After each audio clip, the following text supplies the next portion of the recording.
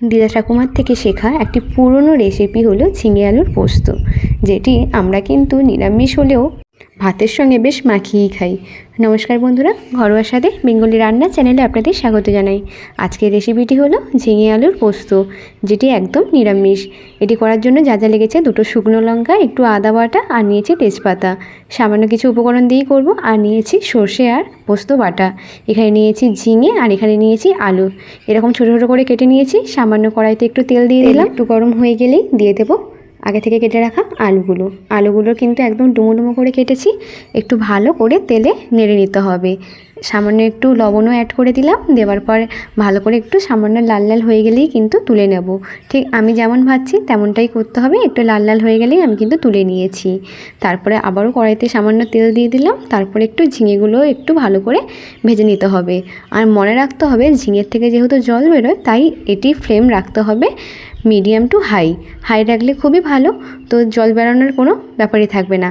এটিও ভালো করে ভেজে নিয়েছি, একটি পাত্রে তুলে নিলাম। তারপরে কড়াইতে দিলাম সর্ষের তেল। এই রান্নাটি করব একদম সর্ষের তেলে। প্রথমে দিলাম দুটো শুকনো লঙ্কা ফোড়ন, তারপরে দিয়ে দিলাম তেজপাতা, আর তারপরে দিয়ে দিলাম 5 ফোড়ন। দেওয়ার পর একটু লাল লাল হয়ে গেলেই প্রথমে একটু হলুদ গুঁড়ো দিয়ে দিলাম, কারণ হলুদ দিলে আর আদা দেওয়ার পর তেল ঠেকবে না। তারপরে দিয়ে দিলাম আদা, একটু দেওয়ার পর ভালো করে মিক্সড করে নিতে হবে। তারপরে দিয়ে দিলাম সামান্য একটু লবণ। তারপরে দিলাম আগে থেকে ভেজে রাখা আলুগুলো। দেওয়ার পর একটু ভালো করে নাড়িয়ে ছাড়িয়ে নিতে হবে। নাড়িয়ে ছাড়িয়ে নেওয়ার পর দিয়ে দেবো ঝিঙে।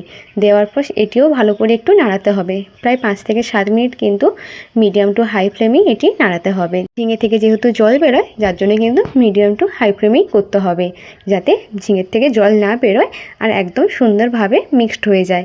একটু নাড়িয়ে ছাড়িয়ে দিয়ে দিলাম এখন পরিমাণ মতো একটু লঙ্কার গুঁড়ো। অল্প করেই লঙ্কার গুঁড়ো দিয়েছি, কারণ ঝিঙে যেহেতু একটু মিষ্টি মিষ্টি এখন স্বাদ, তো এই জন্য লঙ্কার গুঁড়োটা কম দিয়েছি। আপনারা যে যার স্বাদ অনুযায়ী এবং ঝাল অনুযায়ী কিন্তু লঙ্কার গুঁড়োটা অ্যাড করবেন। তারপর ভালো করে একটু নাড়িয়ে চাড়িয়ে নিচ্ছি।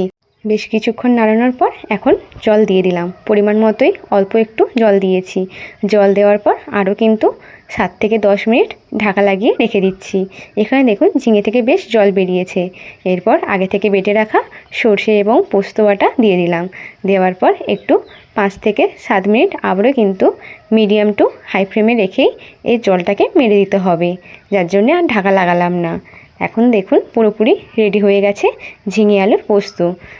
একদম সিম্পল একটা রেসিপি। ভালো লাগলে অবশ্যই বাড়িতে ট্রাই করবেন। আর কেমন লাগলো অবশ্যই কিন্তু কমেন্ট করতে ভুলবেন না। এরকম নতুন নতুন রেসিপি পাওয়ার জন্য আমার চ্যানেলটিকে অবশ্যই সাবস্ক্রাইব করে আমার পাশে থাকার অনুরোধ রইল। দেখা হবে নতুন একটি রেসিপি নিয়ে। ধন্যবাদ।